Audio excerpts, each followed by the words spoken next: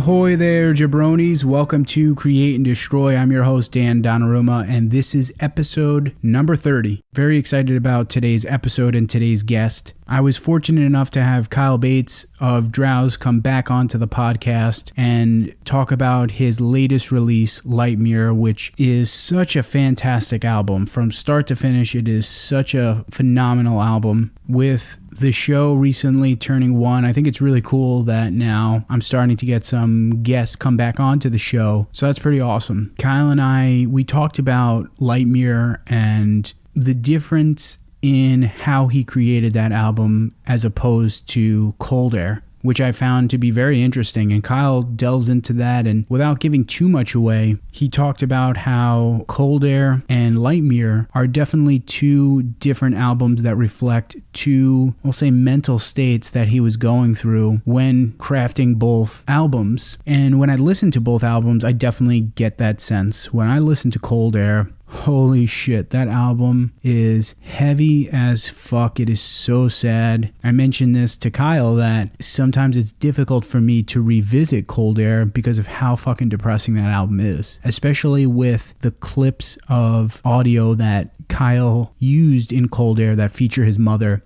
Those to me just add such a fucking grim and dark layer to that album. And so with Light Mirror, while the album does still have that melancholy and sad atmosphere to it, I can listen to Light Mirror and not feel as fucking glum as I do when I listen to Cold Air. And I think because of that, Light Mirror can be much more enjoyable for me in a way that, even though Cold Air is fantastic, sometimes going back to it is tough. Light Mirror, I could see myself down the line revisiting the album and not having it be as emotionally taxing on me as Cold Air. I did mention this to Kyle that when Cold Air was released, I was dealing with some shit, man. And so now when I listen to it, it really brings me back to that period of my life that I don't want to revisit. One of the things that I really appreciate about the music that Kyle makes and what he puts out, and you'll hear it in this conversation, he definitely alluded to this very much so in our previous conversation. There is so much thought, there is so much attention to what he is creating and what he is putting out there. And I definitely think that comes through in the music that he makes. When I listen to Drowse, I feel like I'm just swimming in a sea of music, and these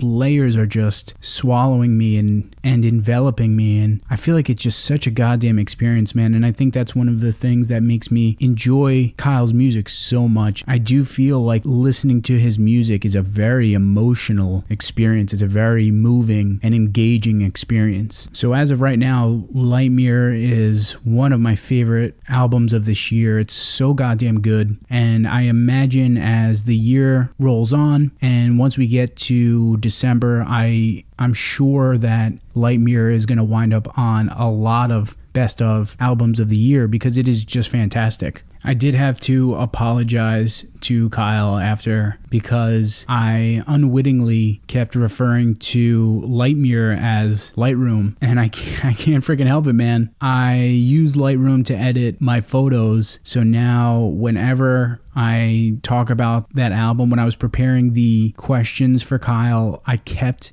mistakenly typing out and calling the album Lightroom. Sorry, Kyle. I sadly don't think that that's going to change. It has, even as I'm doing this now, I'm like thinking about, okay, don't call the goddamn album Lightroom. It's Light Mirror. Yeah, sorry. I'm a numbskull. But nevertheless, Light Mirror is fucking awesome. So yeah, if you haven't listened to that album yet, what the hell are you waiting for, man? God damn, you need to get on that because it's so good. I genuinely had a lot of fun speaking to Kyle. He had me cracking up multiple times throughout the interview. All right, so enough of me talking like an idiot. Let's get right into this. Here is my conversation with Kyle Bates of Drowse.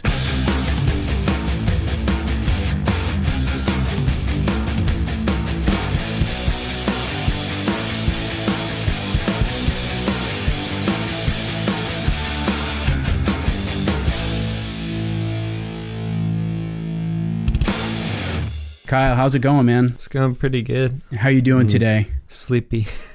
Dude, same, man. I keep thinking it's Wednesday, and so I was at work today. I was like, shit, tomorrow's Wednesday. God damn it, it's Tuesday. Fuck. Yeah. I'm doing I'm doing these music summer camp things right now. I'm teaching music to some kids, and they're pretty cool, but it's super draining, and I'm feeling the same way too. Oh my God, man. So I totally can imagine that teaching. How old are the kids? I should ask you first. How old are the kids that you're teaching? It's kind of like a wide age range, but I'd say mostly like 10 to 14. Whew, I give you credit, man. Holy shit, dude. I would be totally wiped. Yeah, that super like puberty stage. They're all going a little bit wild. Shit. Yeah. So by you, is school out, or do kids still have school? These kids are out of school. That's why they're doing this camp thing. Dude, New York's weird, man. New York kids, like my little sister is still in school. I think she finishes up at the end of the month. She'll take her last exam. But yeah, people are still in school here. That's wild. So shit, man, you've got 10 to 14-year-olds. So like, are they able to focus on what you're teaching them, or is it super hard at times? It's easy. Like this thing is just like a bunch of like Nirvana songs and stuff like that. And they're like playing together in a band. Like it's like a bunch of popular songs, Smashing Pumpkins, Nirvana, like kind of 90s rock. And they're pretty able to focus. Sometimes they'll be like noodling a bunch on the guitar, and then I have to yell at them. Dude, so as you're saying this, do you work at the same place that Sonia works? Yeah. That's awesome, man. Sonia and I are working together this week, actually. Dude, that's awesome. Because I remembered her talking about teaching young individuals, and now it's kind of like a band. That's fucking awesome, dude. Yeah, it's rad. Do you guys normally get to work together, or is it just kind of like whenever the stars align? A lot of times I'm just teaching lessons and stuff, so we'll see each other at work a lot. But yeah, I don't know. We don't usually work together like this, but like this week we're together every day, like coordinating this camp thing. That's so cool, man. Do you feel like teaching that helped you as a musician and kind of keeps you up where your skills where they need to be? Not really. So why is that? It's just really simple stuff for me. I don't know. I don't think it like pushes me at all. It keeps me, it's fun. It keeps me pretty happy. Like I like working with kids, and I like seeing kids like getting into music. So that's fucking awesome, dude. So shit, man, you got that going on. So yeah, man, when I was preparing this interview, I was thinking, shit, man, like it hasn't even been a year since we last talked. And during that time, kind of how has things been for you? You've recently dropped an incredible album. So how's things been since August? Okay, I think since August, so much stuff. Probably right around when we did that interview, I was like starting to heavily work on this new album. And I'd say from like August until the end of November, I like kind of obsessively worked on it like all the time, like hours every day, kind of finishing things, recording stuff, writing lyrics. And I think last time I told you I had been working on some stuff, like some of it in Iceland. Yeah. But I'd say I did maybe like 50% there, like musically. And then like the rest of it I just did in that 3 or 4 months, like after that interview, because that summer I'd been touring and stuff. So yeah, that was really kind of me just going a little bit insane.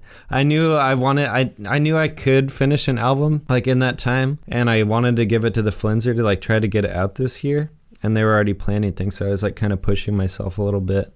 And I was kind of like going into this manic mode, which happens to me sometimes, where I just like couldn't stop working on it. And then in December I went to Japan and played shows and did another residency.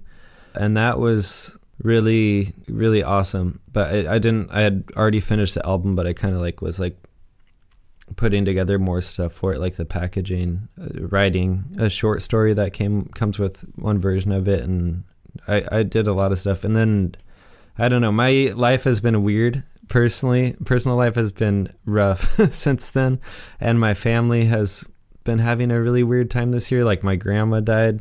Fuck, man, that sucks. I'm sorry to hear that. Yeah, and I don't know, just like all my close family members, like my sister, my dad, and my mom are all like struggling a bunch right now too. So that's been hard.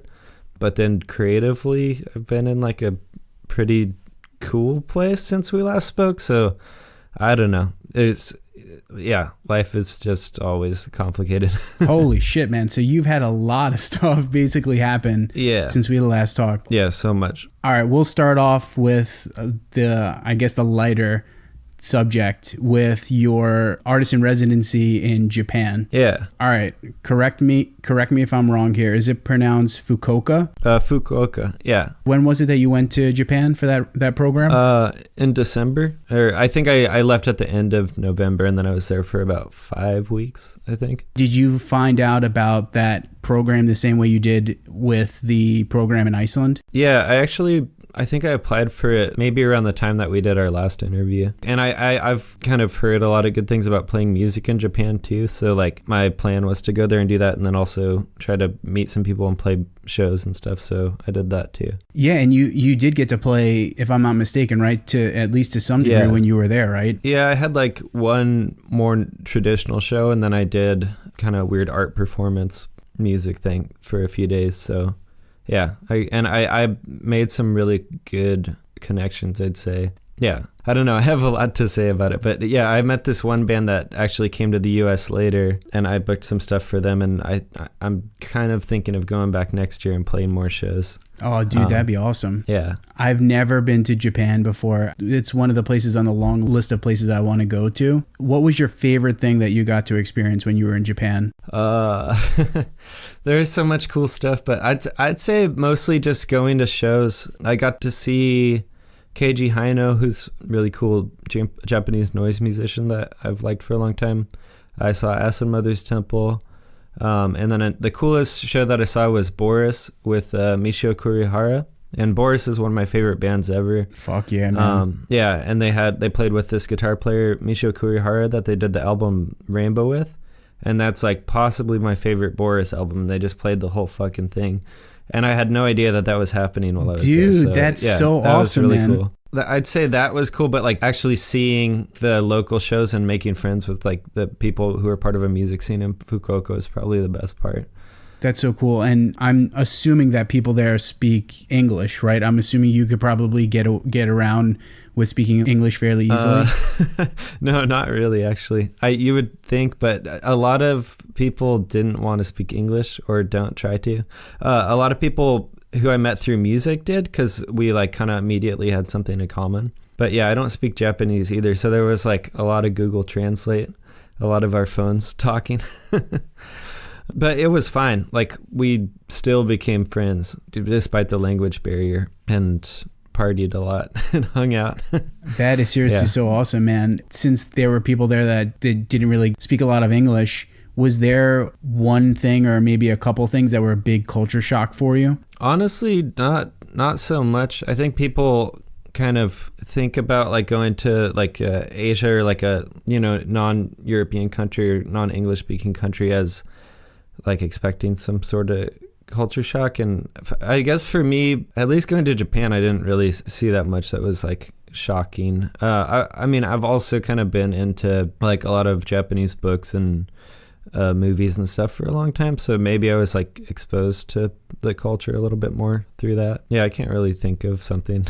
I guess one thing that I didn't expect that was really cool was that there was these shrines everywhere, and I knew that there was going to be like religious shrines, but a lot of the shrines just marked like cool parts of the landscape, like, whoa, look at this awesome rock. Oh, this samurai sees this rock and then decides to build a shrine for that. There was a lot of like nature specific shrines, which I thought was really cool, man.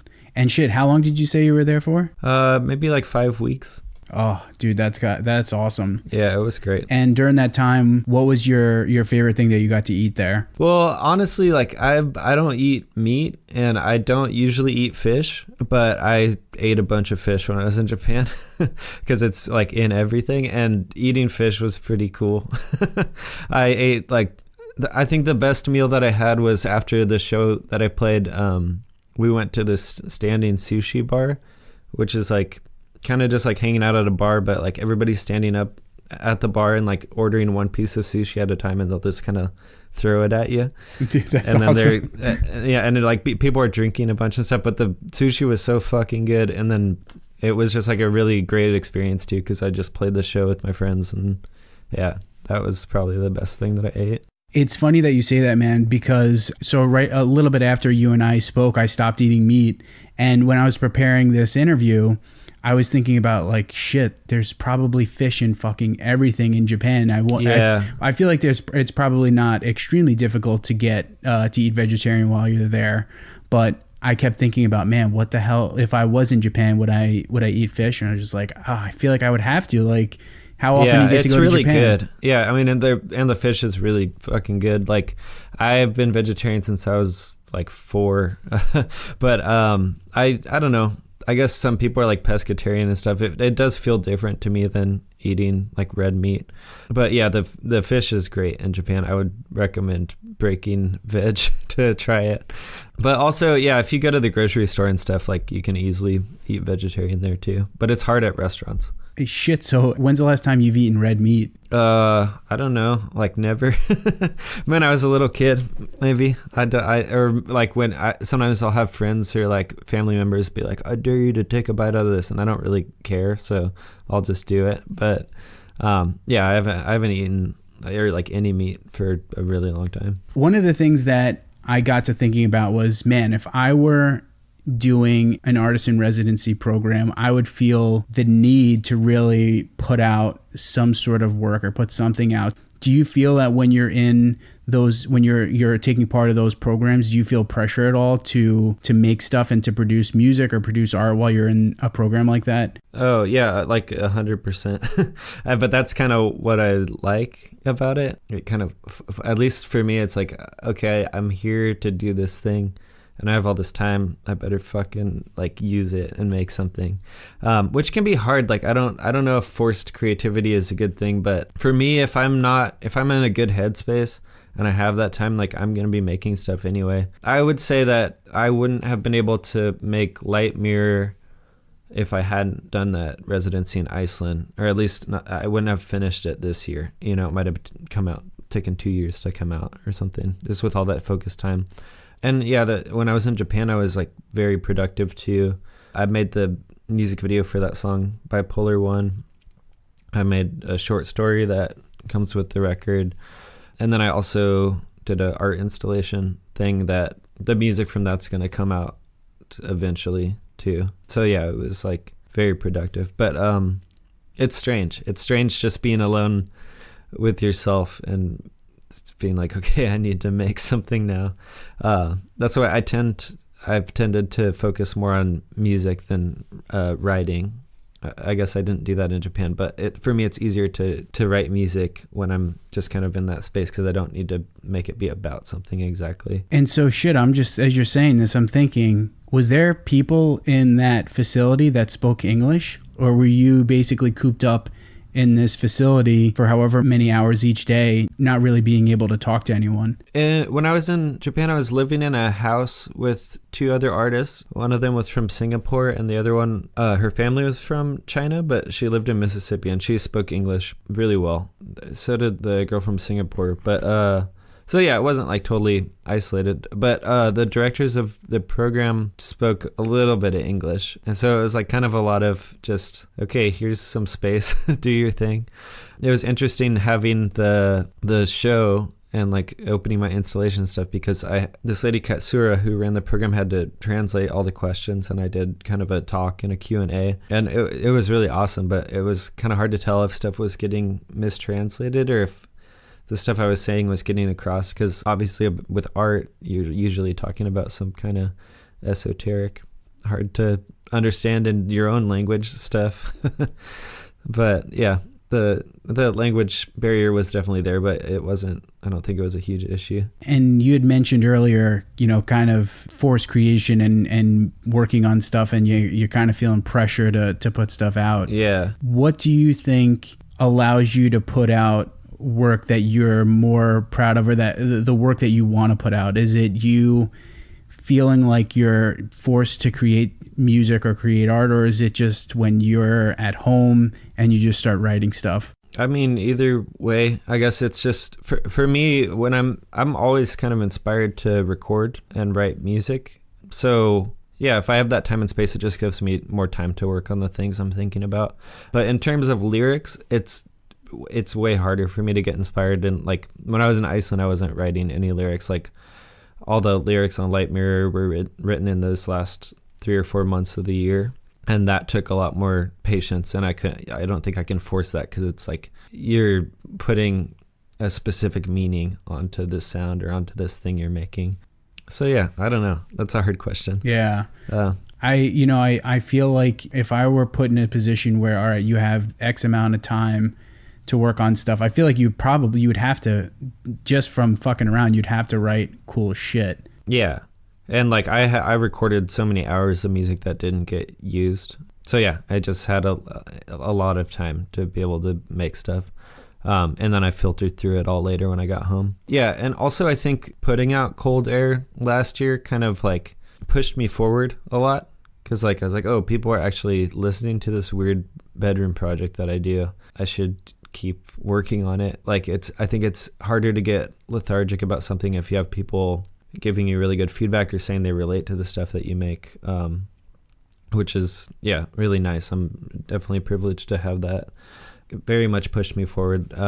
Like the other Drowse album, I don't know if I really consider it that, but Soon Asleep came out in 2015, and Cold Air didn't come out until 2018. So that there's like a huge gap between those, and I think that's because I was kind of feeling like, oh, what's the point? Like, I don't know. I worked for a long time recording Cold Air, but I didn't really feel super motivated that whole time, and I was like definitely struggling a lot more internally. You had mentioned that you went really hard in the paint when it came to writing and recording Lightroom, and so then with Cold Air, because I remember I think you said 2016 or 2017 was when you had finished up Cold Air.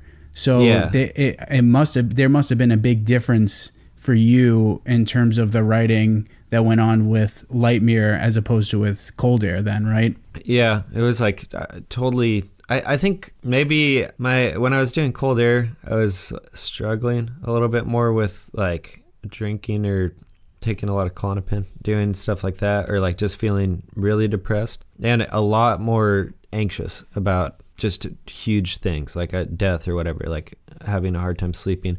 So the process for writing that was a lot more like just like fucking throwing stuff against a wall until it stuck.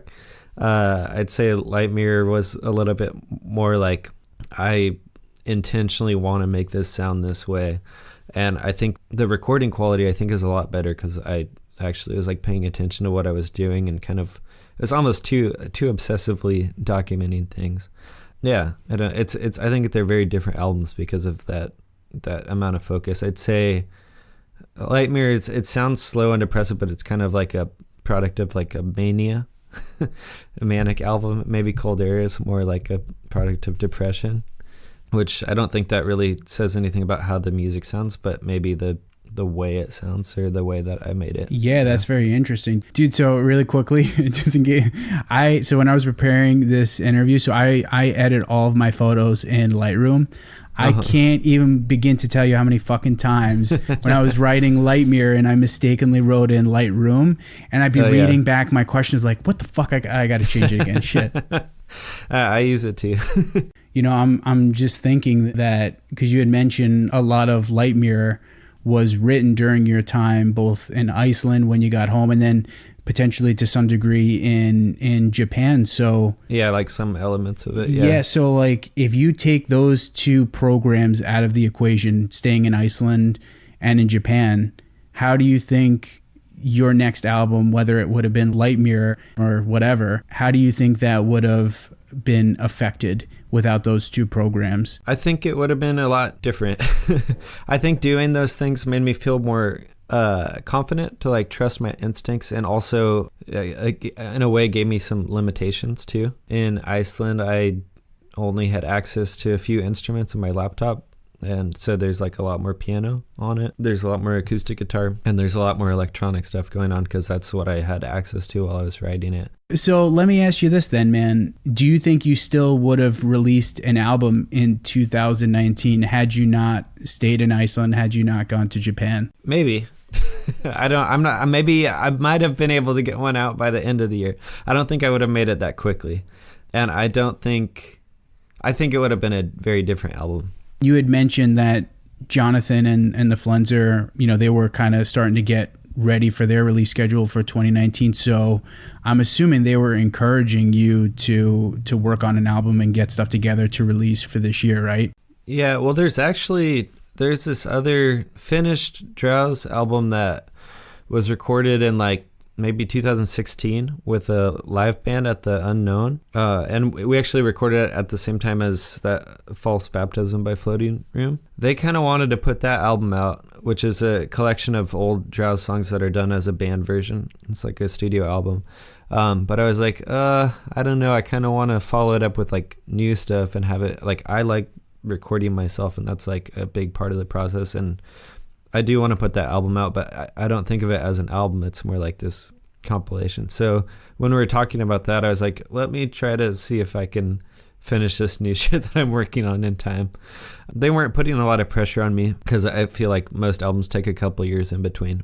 They do plan out all their releases pretty far in advance. So I wanted to make sure I had it done in time to be able to get it out this year. That unrecorded stuff, or unreleased, I should say, do you feel it's more of a compilation because maybe there isn't that theme or that kind of plot, we'll say, to those songs as there might be with Cold Air and with Lightmere? Yeah. I'd say all the Drowse albums are kind of like concept albums in a way. Like not like there's exactly a story, but I always have a couple of main themes that I want to explore, or questions.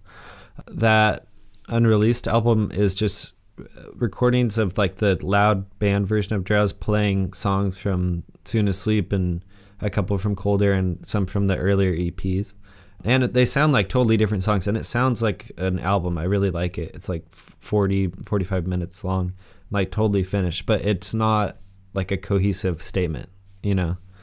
It's hard for me to explain that, but I really like to think of these things as like this one work of art. Maybe this album is all of these ideas in this time period that I'm putting together. And that live band thing didn't feel like that, I guess. You know, part of that reason, part of the fact that Cold Air, Lightmere, they definitely feel like there's a story being told and there's a theme. And part of that with Cold Air Cold Air is super tough for me to revisit. I love that album, but dude, it is so fucking depressing. It like totally gets me. And I really love Lightmere, but Lightmere doesn't feel as depressing to me as Cold Air. And I think a part of that for me is a big part is because of those recordings with your mother. They're so, dude, it fucks me up so much. So for you, when you compared both albums, Lightmere and Cold Air, how do you feel with both those albums, especially now that Cold Air has been out in the world for over a year? I like both of them. I think that Cold Air is definitely, it's more about mental health stuff. And so, it's maybe more depressing in that way. I don't think the music sounds more depressing, but it's kind of funny to listen to it now because the recording to me, because I'm my own worst critic, it sounds shittier. Like I'm like, oh, I know that I like learned all these things since I recorded that and I got better. So like for me, I'm like looking back and I'm like, oh, I wish I could have recorded this differently or this. But you know, that's just kind of the nature of recording yourself and being a critic of your own art. That's amazing to me because like when I listen to that album, I don't hear any issues with the recording whatsoever. Yeah. It's funny, man. Like when I go back to Cold Air, I'll be like, oh yeah, maybe I'm starting to get a little depressed, man, because I'm listening to this album and it's so fucking sad. And like, maybe I should like take care of myself a little bit here. Yeah. You know, honestly, it's weird because, Cold Air is depressing, but the Lightmere, the lyrics are pretty fucking depressing too, and the music sounds really depressing. Like, a lot of it was like me trying to address like these problems that I was having with like being vulnerable or open with people. Like, I'm really good at doing that through art. Like, Cold Air is a good example of that, but that's a one-sided thing. Like, I'm pretty good at, you know, making these statements and be vulnerable in the stuff that I make. But like when it comes to my friendships and relationships, I think I can be pretty closed off or kind of shut myself away and just start, go into my own head, lock myself in my room and start making things. And so Lightmere, a lot of the or not the whole thing, but a lot of lyrics are kind of about that and like this struggle with myself and like not wanting to be that way. So for me, it's like that one is equally as depressing, hard to listen to. But yeah, I know it's different. I think the albums that we get into like resonate with us for different reasons, like at different periods of our life. So for you, maybe you're hearing Cold Air and you're like, oh shit, this is like, I'm already feeling like this and this is making sense. Yeah, dude, because I remember when that album came out, I was definitely depressed and I listened to it a shit ton amount. And so like now when I go back and listen to it, it reminds me of that time and I'm just like, oh God, fuck, this sucks. Yeah, I like the album Ruins by Grouper. Oh my God, dude. That album is so fucking sad, dude. Yeah, every time I listen to it, it reminds me of like a really specific time period and I can't, it's fucking hard to listen to. Have you listened to, she released like a ambient kind of album, Nivhek? Yeah, I really like it a lot. Yeah, man. I mainly listen to it when I'm asleep. Yeah. I've like fallen asleep to the album a bunch of times. Yeah, hell yeah, dig dude. it though. So yeah, man, one of the things, and we talked about this last time, I absolutely love your lyrics, dude. Whenever I read your lyrics, I just feel like it's poetry set to music. And several songs in the album, the lyrics are superb. Hands down, my favorite Drowse song, so fucking good, is Internal World, and I absolutely love the lyrics on that song. When we were kind of setting this up, you had told me that was one of the first songs that you had started working on. Yeah. I think that might have been the first, when I was in Iceland, that was like the first. Well, there's a couple like short kind of interlude-y things that I might have recorded before that, but that was the first actual song I wrote for the album. But the lyrics for that were like the last lyrics that I wrote for the album, I think, or one of the last ones. Oh, yeah, dude, I love the lyrics for that song. So, is that a vibraphone at the beginning of the song? It's a fake vibraphone. Oh, you son of a bitch! It sounds like a real one, but it was like this really weird 80s keyboard that they had at the music school that I was recording at in Iceland. It had a vibraphone setting. So it's like, I bet if I put the microphone far away, I can make it sound real. And it does. It sounds pretty cool. Dude, I was like, because I remembered last time we spoke about you playing on the floating in record. So I'm like, all right, this has got to be a vibraphone. And oh man, dude, I love that. I love the beginning of the song. And all right, so there's a couple of things that I want to dissect with that song. So there's a mentioning in the song of taking ecstasy. Yeah. So is that something that you've done before? Yes. I'm gonna get out the lyrics for that song because I kind of don't remember everything. Okay. But this song is like kind of the weirdest. Most of the songs on the album, like I could look at the lyrics like and say what it's about. Like the song, this is Internal World, but the other song, Physical World, is like about like fear of the body, or like Bipolar 1 is obviously about a bipolar diagnosis. This one doesn't. I can't really say what it's about. There's a bunch of ideas, but maybe it's partially about the internet. Well, yeah, so that's because, dude, like, yeah, I feel like there's a couple of things going on with the lyrics, but dude, that's what makes me love it so much, because I feel like, and this is kind of embarrassing to say, but sometimes like that's almost how my brain operates. Sometimes I'll be thinking like, oh my God, the internet is super shallow and like social media is fucking stupid. And why do I get sucked into buying things? And then the next minute I'm thinking about something super depressing, or I'm thinking about my family. So I think that's one of the reasons why the lyrics to that song really resonate with me, is that sometimes how my brain operates. Yeah, they kind of go all over the place. And I guess the Internal World, I think this song is mostly about the thoughts. And like trying to spend time alone with your thoughts and with yourself. And I think a lot of people, myself included, and I'm kind of critiquing myself in the song, but I think a lot of people try to block that out with the internet or with media or whatever it is. And people don't, and I do too. Like I kind of try to run away from my thoughts as much as possible. And that's why I think before bed, often we get a lot of anxiety, because all of those thoughts that we're kind of blocking out just start flooding in. So yeah, but that's maybe the main theme. But yeah, this one goes all over the place.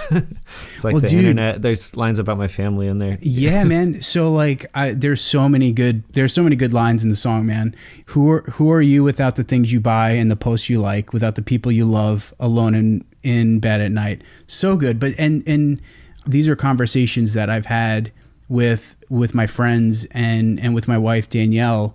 You know, social media, we so easily fall into that trap of getting caught up with likes and all that bullshit and getting sucked into it just as a way to kind of just turn off for a little bit, right? And not have to deal with shit. And same thing with buying shit. Yeah, which, that's, I think half of that line is about that, but then it's kind of weird because I put without the people you love too. So then that puts this everything on this weird level of like comparing that social media and things that you're buying to something that is everybody sees as important, you know, human relationships. And then so there's like this bigger question being asked of who are you when you strip away everything, not just those superficial things, but also your closest relationships. And I think I don't think anybody knows who they are without those things. But yeah, that line definitely, gets at what you're saying too. So this is exactly what I wrote in like my notes. I took this to be about ruminations that stir within us internally, emotions and feelings that we harbor, and that those feelings and thoughts can't necessarily be stymied by things that we buy or social media or even actions of our loved ones. So am I pretty much hitting the nail on the head there? Yeah, I think so. Good job. Good analysis. Yeah, man. You know, and dude, the beginning of that song with the fake vibraphone, the lyrics, I never listen to songs on repeat, dude. Never.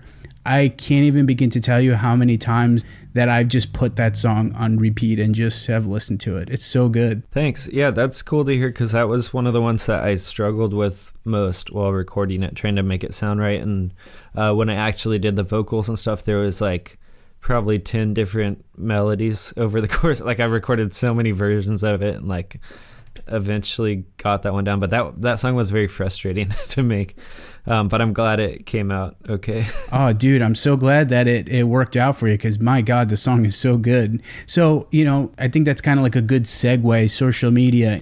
When I was working on this and putting the questions together, you know, when the album was released, there definitely seemed to be, or even leading up to being released, there definitely seemed to be some more attention put on your music and put on this release. There definitely seemed to be a lot of people that are into the album. So for you, seeing that sort of reaction, having people comment about the album or tagging you in posts like I did in social media about the album, is that overwhelming for you? Is it cool? Is it overwhelming? Is it a little bit of both maybe? Well, it is kind of like that. Maybe that's partially why I mentioned Molly or ecstasy or MDMA in that song is like that kind of, like I've taken that stuff, but that same kind of boosting serotonin in your brain sort of thing that the internet does to you. It definitely feels good to get a lot of attention. I think everybody feels that. It can also be pretty nerve-wracking. And yeah, honestly, with putting out this album, there was a lot more build up to it because when Cold Air came out, I had just gotten on the Flenser, and before that, I don't think a lot of people knew my music as much. I mean, there was people listening, but not to the same extent. So yeah, all that gave me a lot of anxiety, and like honestly, like every time I have to make a post or do anything that's like promotional, like that whole day, like I feel very anxious. Or when people are talking, like I don't know, I guess there's like a thin line between anxiety and excitement.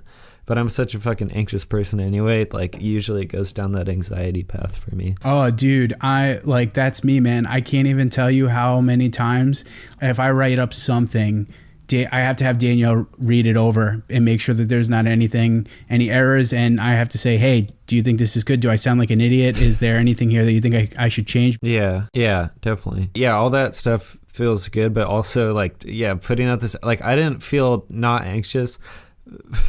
Like I mean there's definitely times when I did, but from announcing this album until like maybe last week when we played the release show, I was like feeling like kind of constantly like, oh fuck, like just kind of like this sense of anxiety and dread. Now I feel pretty relaxed and good because it's out there. That's great, man. Another track that I think is really cool is the closing track, "Don't Scratch the Wound," which features Tom Wasluck from Planning for Burial. Yeah. So can you talk about how that came to be and how you guys were able to collaborate on that track together? Well, Tom and I are pretty close friends, really close, I'd say, and we've been friends almost since this project started. But we've tried to collaborate a few times. Like, he was supposed to be on that song "Quickening" from Cold Air, but then he just never could figure out a part for it because, I don't know, I think I just sent him some shit that was like already too full. And I really wanted to get him on this album too. "Don't Scratch the Wound" was pretty much a finished thing. Like, it was a finished piece of music, but I thought it felt like it was lacking something. So I sent it to Tom and was like, "Do you think you can do anything to this?" And basically, he sent me back a few files, and then I mixed them in, and it's like exactly what you hear on the record. And what he did is like add a lot of weight to it, a lot of bass, and like a lot of that kind of droning. You can tell, I think when you listen to it, you can kind of tell which part kind of sounds like a Planning for Burial like synth, and there's like, he has a certain texture to his sounds that you can really grab onto. But yeah, before he came onto that song, it felt like it was about to like disappear. Like, it was really light. It was just his piano parts and stuff. But yeah, it was very easy to collaborate with him.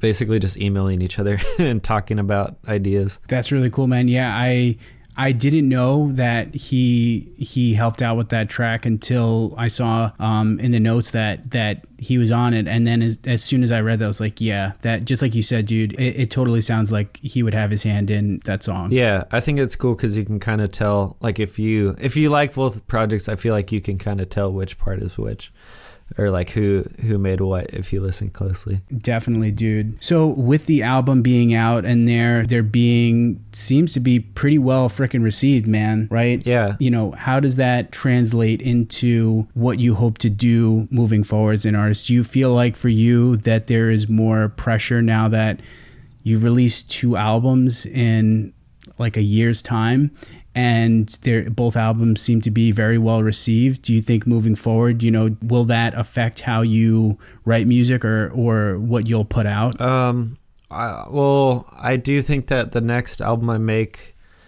I want to take more time. I don't think I'm going to try to shoot to like put one out next year, you know? And for me, I kind of like this idea of, like, I do this home recording that's really cheap and lo-fi, record all my own stuff, but I like to make it like as big in scope as I possibly can.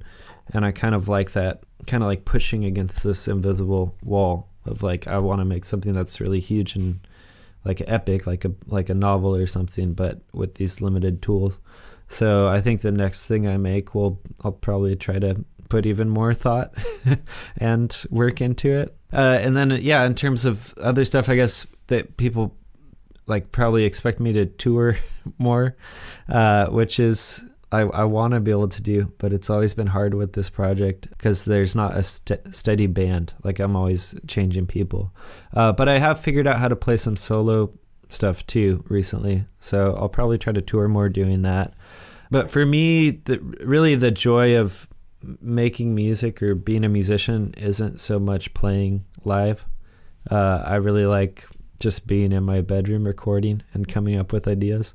And that's where I get like the most pleasure. Like, I do like playing shows, but that's not really the reason that I do this stuff. So yeah, I don't know. That's a kind of a long rambling answer, but. So let me ask you this, man, since the album there does seem to be some success with the album, and kind of going back to what we were talking about with internal world and social media, do you feel like that maybe helps with maybe some of the struggles that you have with mental health at times? Or does that not even have any bearing on your mental health? I would say it doesn't help. I'd say it's probably not good. Maybe it's good. I feel like the success or whatever, that can be good, but like, I'm the type of person who puts a lot of pressure on myself, and that's one of my main issues. So when I'm already kind of having these like sort of manic tendencies or like putting too much pressure on myself, giving myself this sort of anxiety that just comes out of nowhere. And that pays off, then it tells me, oh, you should keep doing that. And I don't know if that's like, I don't think the way that I made this album was very healthy. I really love the album and I'm really proud of it. But I think that the way that I was acting towards my close friends and loved ones and stuff while making it, kind of self-isolating all the time in order to make these things, like, I don't think that's good.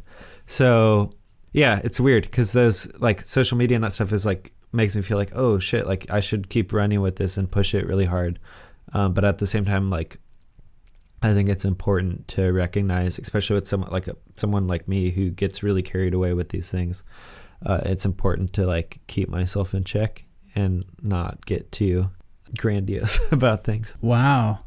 So shit, it's like a catch-22 for you then, to some degree. Yeah, this album is like a catch-22. God damn, dude. And I mean, that totally makes sense. That's one of the things that I think about sometimes with any fucking famous person, right? I feel like there's gotta be pressures that people don't realize that some of these people go through. Yeah. Well, and then it's like, I can see it with that, but like for people like me or like, you know, other musicians that I'm friends with, like, we're not famous and we don't make money from it really. And like, so there's all that stuff that you're putting pressure on yourself, but you still, like, I still have a normal job and you still have to live your normal life. And like, you know, I can't, like, if I could make that stuff my only thing that I do, I definitely would. But yeah, I don't know. It's a complicated thing. All right, so to kind of like delve a little bit deeper into this, do you feel like if social media wasn't a factor, do you think that wouldn't be as stressful for you, this process of writing and releasing music? Yeah, maybe not. Maybe it wouldn't be. But I do think that social media is good on the flip side, because at least like, or just Bandcamp or whatever, like if I hadn't had Bandcamp or like Facebook or whatever, like I don't think that a label would have released my music. You know, I would have had no way to put it out in the first place, so then no one would know about it.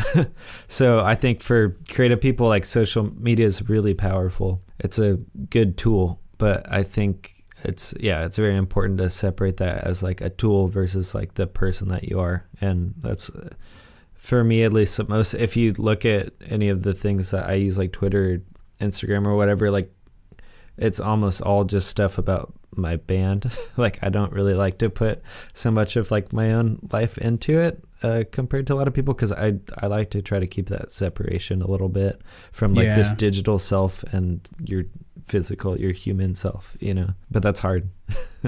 Well, if I could give you some words of consolation here, the work that you put into Lightmere and all that time, even if it for you wasn't the most healthy way to write an album, dude, as of right now, that would be it would be my favorite pick, favorite album of the year. Oh, thank you. It's so goddamn good, dude. It is seriously incredible, and it kind of blows me away, the fact that you released Cold Air, which was my favorite album from last year, and you followed it right up with Lightmere, and it's such a great album. Oh, thank you so much. I really appreciate that. You're very welcome. And you got a tour coming up with Elizabeth Color Wheel. Yeah. Which, dude, I'm so jealous of anyone that gets to see that tour. Yeah. Have you gotten to see them play before? No, I haven't, but their album is like definitely my favorite thing that I've heard this year. Oh, their album is so good. I'm really excited. I actually, like, I've never met them in person, but I've talked to them online a bunch, and I actually did some collaborative stuff with Lane, the singer, which we already recorded, like, just through the internet. So that'll come out sometime. Eventually. That, dude. But I'm excited to actually meet them. Yeah, man. They are seriously so, the first word that comes to mind is like powerful live. They are fucking so awesome, man. And Lane's vocals, she is such a good singer. She is so talented. Yeah, she's incredible. When we spoke last time, you had mentioned that you get very anxious with performing. Is that still the case? Do you still feel that performing Drowse songs live gives you anxiety, or has that kind of subsided a little bit? No, I still definitely get that way. I mean, if you see me at a show and I'm playing after a certain time of night, I probably will have a few drinks in me. Like, usually, like, or I don't know. I always have my ways to, like, I try not to drink too much, but like I always drink like 2 beers before I play because I get so nervous about it, you know. And it's not, yeah, I definitely get anxious. And I think since we last spoke, I might have done that tour where it was just like Maya and I playing Drowse songs, but like I haven't really played many shows since then. I played a few solo shows this past year, and then I played that record release with the band. Actually, the solo shows like took the anxiety to a whole new level. So now the band stuff doesn't feel as bad. So maybe I'm less anxious. If I have to play a solo show, then I'm really fucking anxious. So like, I'm assuming then the day of is like, do you feel like you're in like a nightmare that day? When I'm playing solo, a little bit, yeah. But it's okay. When I'm actually playing, like maybe after like 30 seconds or after the first song is over, then I like just get completely into it and it's fine. It's mostly like the build up before it, I get pretty nervous. And then after I play, I feel so good. Like it's like this huge, like cathartic kind of release feeling. So yeah, it feels good, but I do struggle with anxiety a lot.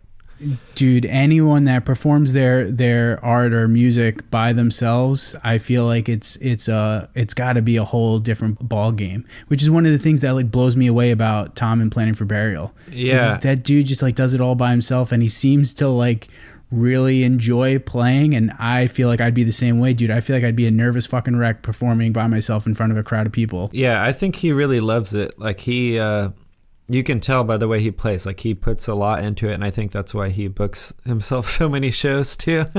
Like I think it can be like performing can be like a drug, and I felt that with other bands too. Like it feels really good, but it does, like for me, yeah, playing by myself or just performing this Drowse stuff, which is so personal, can feel pretty harsh sometimes too.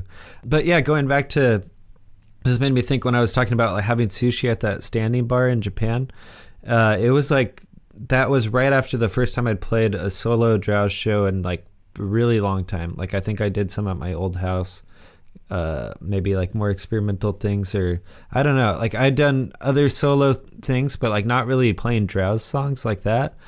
And so I played that show and then went and got sushi and was getting drunk with my friends. And that's like probably why that meal was so special, because I was like, fuck yeah, I did it. Like I got over like this anxiety. So hell yeah, man. Really that's good. Awesome, dude. So, all right, man. I read that there's the potential of you possibly playing some East Coast shows with Tom and Planning for Burial. Please tell me that is in the works or is eventually going to happen. Yeah. Tom is, I mean, it's kind of on him because he said he'd book all of it.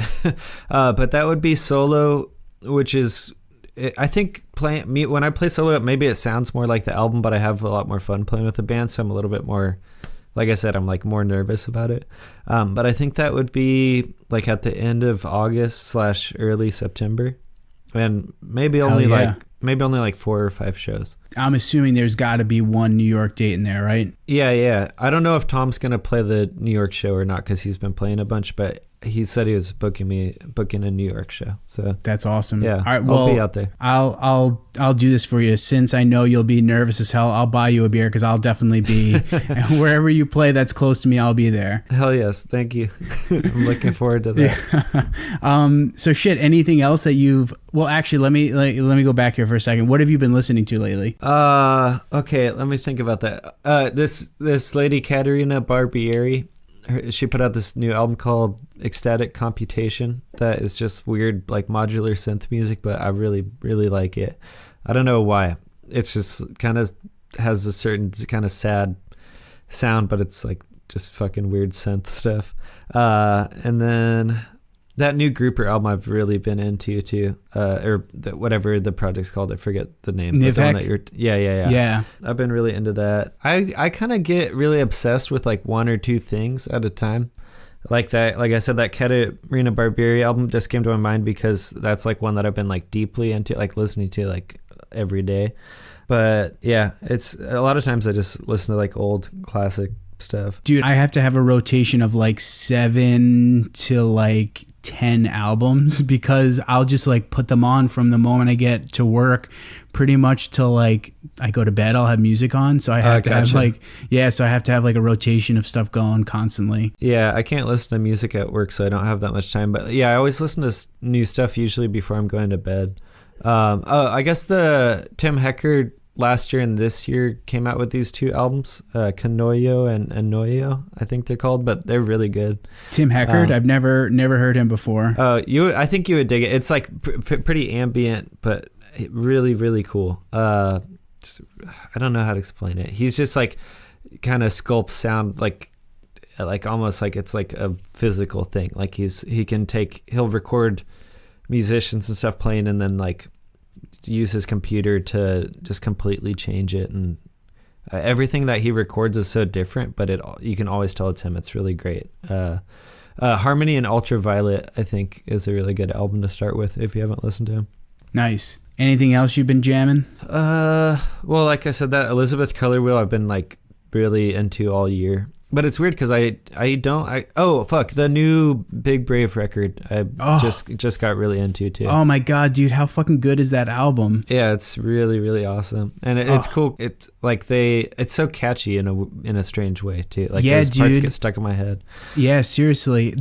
So I went and saw Tom and Big Brave play this weekend. Oh, nice. It was fucking incredible, dude. They were so good live. I'd never gotten a chance to see them before. They were fucking incredible, man. Yeah, I've never seen them, but I watched a YouTube video of them playing that was like really well recorded, and I was like, fuck, I want to see them so bad. But dude, they are so loud. They play so goddamn loud. It was incredible. Yeah. If you get a chance to see them, I would highly recommend it. Yeah, I need to. I don't know if they're coming out to the West Coast. I saw that they are opening for Sun for some parts of a tour that they're doing together.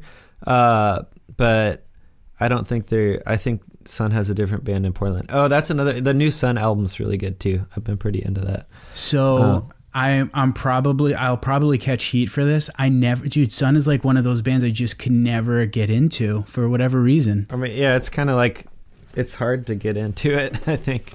And I think you have to listen to it when you're having the right feeling. Like their album Alter that they did with Boris, it's like a collaborative album. Came out in like 2016. That's the album that got me into like so much music, like experimental music in general. It's so weird, but that one I would really recommend if you want to try to get into Sun, and then like maybe some of their other stuff will click with you too. But I'll have to I don't think I've listened to that before, so I'll give that one a try. It's really good. So, all right, we kind of got on to a different topic, but I didn't get to finish asking you. I feel like I have to ask this. I am like the biggest fucking dork when it comes to doing drugs. I get like too anxious at the thought of doing drugs. So you had mentioned doing ecstasy. So when you've done ecstasy, what's that like for you? Well, I guess maybe MDMA, I'd call it Molly. It's like maybe more pure than ecstasy, although I don't know. It probably all has meth in it to some extent. But ecstasy or MDMA is great. It's like the best. It feels really awesome, but I haven't done it for a long time because it makes you feel fucking horrible the next day. And there was one point in my life, I'd say that I did it a lot, like when I was younger, in college. And then I did it, like I've done it like periodically since. It's like, it can make it's kind of like this false happiness, which is kind of scary. Like it makes you very emotional. It makes you like instantly bond with whoever you're around. So you kind of have to, you want to be around people that you actually like or that you're comfortable with, you know? But yeah, it's kind of a scary thing because it's basically like forces your brain to pump out a bunch of happiness, but it feels really good. One time I took so much that it like kicked me into like a huge depression right after. So I have no frame of reference on how much too much Molly would be. So like how much are we talking? I don't know. Like that time I didn't know either because my friend just had a bag of it, like a big bag, and like usually you take it in pill form, right? But we were just kind of taking it and then forgetting that we had, and then like just taking more. And by the end of that night, and this is probably like 5 or 6 years ago. Like I don't really do this stuff anymore. But my vision was like so blurry that I was trying to open a door and the doorknob was jumping like from like where my hand was to like in front of my eyes. Like I was like, it's kind of psychedelic in a way. Like it's weird. It's a very weird drug. I recommend it to anybody because it's like to do once because it's not scary. Like it's not like it's not like mushrooms or acid or something where you can really have a bad trip. Like it just makes you feel good. The scary part is feeling really shitty the next day, but it's kind of like a hangover, except for you're like, I can't be happy now. Yeah, it's kind of fucked up. See, my thought would be like, because like I said, I have no fucking clue. I've never done any of that stuff before. My thought would be like kind of similar to taking mushrooms or acid, so it's not anything like that at all. No, it's not like really so much hallucinating or like kind of losing your mind. Like you're very in control of yourself. You just kind of feel like very emotional and very kind of happy and like connected to the people around you. I'm making it sound really good, and it is really good. It's just the downside is like the come down from it. It's kind of like not that different than a lot of prescription drugs where it like basically forces your brain to produce a certain chemical, and then when you're out of that chemical you feel bad. Well, thank you for indulging me with that. And yeah. Back onto Drowse. So you've got your tour with Elizabeth Colorwill coming up. Anything else that you have, and potentially some East Coast dates, anything other than those coming up in the near future? Yeah, I'm gonna do, hopefully if it still works out, I'm gonna do a split tape with Amulets, who's a ambient artist from Portland, and that's going to be on this label Whited Sepulchre, I think it's called. Oh yeah, I think they put out, they did if the I'm not Midwife. mistaken. Yeah. So they're a really cool label, and I actually know the guy who runs it. But yeah, I'm just going to do this cassette split. I'm still working on the stuff right now. And then I have some other music that, like that thing that I made in Japan is going to come out, and I have a few things planned that are actually like going to get released. I just like can't really talk about all the ins and outs of it yet because I don't know everything. But yeah, this year I'm going to hopefully have a lot of music out. Like I have that record, but then there's going to be more stuff. So dude, yeah. that's awesome. It's a busy time. Dude, blows me away, man. Much respect, because holy shit, dude. I like when I think about, you've got 2 LPs, you had the EP, and then now even more stuff coming. Shit, dude. Hats off to you, man. Yeah. Well, like I said, like I'm kind of still like, I've just been in a mode of just like, fuck, I'm like creative and trying to run with it. And like that, like I said, that was kind of unhealthy in some ways on the record, but right now I just have a lot of time and ideas, so I'm like, why not just make shit? And yeah, it's good. It's like, I think it's good to take advantage of that when I can, because like I do switch back and forth, and like I will probably at a certain point in a few months, or it could be next year, like fall back into depression that I'm like not making much during that time. So yeah. So you got to ride that wave while you can then, huh? Yeah. Yeah, I guess so. Nice. Well, Kyle, dude, thank you so much, man, for coming back onto the podcast. It was super awesome to talk to you again. Yeah, thanks for having me. Hopefully I didn't embarrass myself too much with my drug stories. Dude, you didn't embarrass yourself any more than I typically do on the podcast, so you're fine. Cool. Yeah. All right. Thanks, man. Yeah, thank you.